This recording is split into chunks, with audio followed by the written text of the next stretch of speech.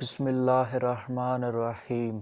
حضرت امیر المومنین اور عقاب جناب اسماعیل حمیری جو اپنے اشعار کے ذریعے فداکاری کا ثبوت دیتے تھے اور اس بارے میں اپنی جان قربان کرنے سے بھی دریغ نہیں کرتے تھے، منصور کے زمانے سے ہارون کے دور تک اپنی زندگی کے آخری لمحات تک انہیں مجمع عام میں انتہائی دلیری اور بے باکی کے ساتھ حضرت امیر المومنین کی مدح سرائی سے کام رہا۔ ایک بار ایک ایسی مجلس میں بیٹھے ہوئے تھے جس میں انار اور خرمے کا ذکر ہو رہا تھا۔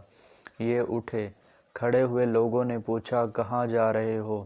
تو انہوں نے کہا میں نے خدا سے عہد کیا ہے کہ جس مجلس میں اہل بیت کا ذکر نہ ہوا اس میں نہیں بیٹھوں گا، اور یہاں انار اور خرمے کی باتیں ہو رہی ہیں۔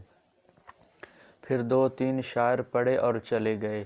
ایک روز چند اشخاص ان کے ساتھ تھے تو انہوں نے کہا کہ جو شخص حضرت علی علیہ السلام کی کوئی ایسی فضیلت بیان کرے جس کے بارے میں نے کوئی شاعر نہ کہا ہو تو یہ کوڑا اور جو سامان اس کے اوپر ہے اسے ہدیہ کر دوں گا۔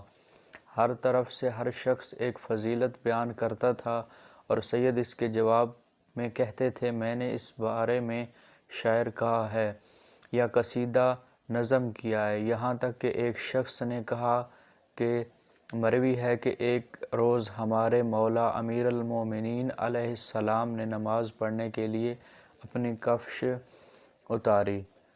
جب آپ نماز میں مشغول ہو گئے تو ایک سانپ جو قریب ہی موجود تھا کفش کے اندر داخل ہو گیا۔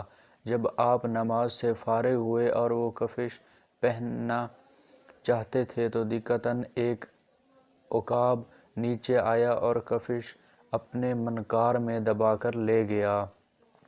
اوپر لے